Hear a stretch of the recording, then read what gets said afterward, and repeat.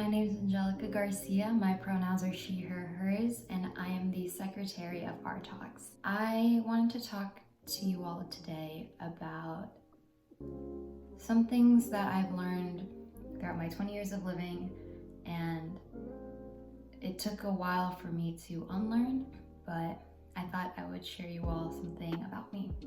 Back in high school, I was the type of student who would work extremely hard just to please my parents and also myself and the people around me. I took all of the AP honors classes that I could. I tried to get into the top 25 of my school year every year, and I just wanted to be at the top because I wanted to please my parents especially, but I also had a goal in mind, and that was to get into a really good college, a college that was really hard to get into. The reason why I wanted to do that is not because I wanted to actually go to that school, because I wanted to experience what that school was like. I wanted to talk to those professors. I wanted it because I wanted my parents to show me off as the child that got into so-and-so. And I wanted people to see me as, oh, she goes to so-and-so. All the time that I worked in high school, all the hard work that I did, I realized it was because of others. But that's kind of going off on a tangent. The reason why I'm making this talk and telling you this story is because I realized there was a lesson that I had learned back then that I shouldn't have learned, and it's taking me a while still to this day for me to unlearn it, and that is hard work doesn't pay off. What I mean by that is, although I did get really good grades, although I did place high in test scores and I had a high GPA, I still didn't get into those schools that I wanted to get into.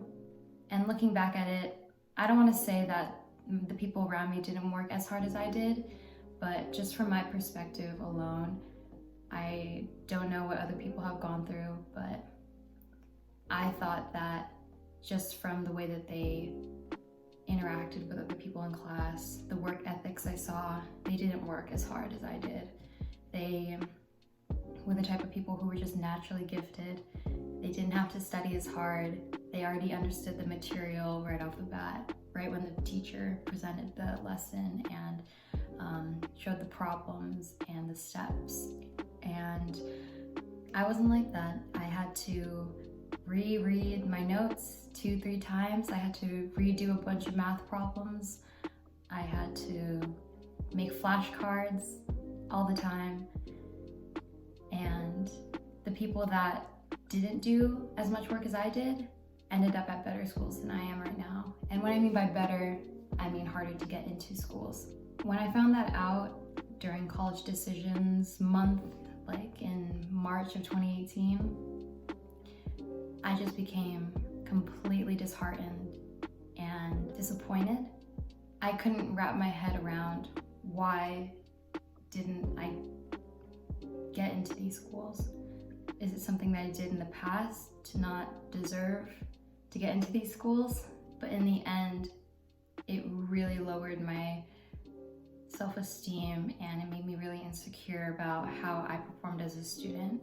And since then, I've stopped trying as hard as I did in high school because I became so defeated from the college acceptances and the college rejections that I got. My grades have suffered dramatically. I don't study as much before a test year. I don't read up on notes. I barely do the night before a big test. But what I realized, it took me 2 years to finally figure out after my grades had suffered and my performance was at its lowest. And it's just that comparison is the thief of joy. If you continue to compare yourself to the people around you, you're never going to be happy. You're not going to achieve what you want to achieve. Sure, it can be used as a motivation to compare yourself and see others doing well, but You know yourself best. If you know that you had done well in high school, you had gotten the good grades and you had gotten the high GPA that you wanted, although you didn't get into the schools that you wanted, you should still be proud of the accomplishments you made, because those are accomplishments that you should be proud of. And just because there are people out there who are smarter, prettier, more athletic, all those things, it's their life. You're living your own life. Sometimes it's not going to work out the way you want it to.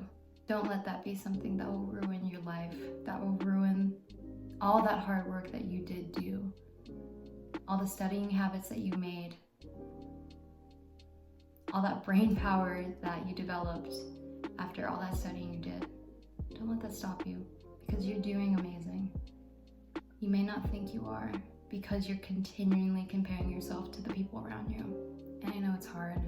I'm still comparing myself to everyone around me, but you gotta learn that it's okay. It's okay to not be as smart as the smartest person at Harvard, you know? You gotta celebrate the little achievements you make. Getting an A on a quiz is just as commendable as acing a final, or even getting into a good college, or getting a job offer. They're all achievements in the end. And they shouldn't be weighed down just because of a college rejection. You know yourself best, right? You know that you worked hard to get to where you are today. Do not let some capitalist regime undermine any of those accomplishments that you made, because you are wonderful. You're amazing, you're great. Just keep telling yourself that. Keep working hard. Again, you know your best habits, and don't let the achievements of other people get you down. I know personally I get jealous and a little, beaten up over other people doing better, but you should be proud, right? Like, what good does it make you to be jealous? They're doing their own thing, you should be doing yours.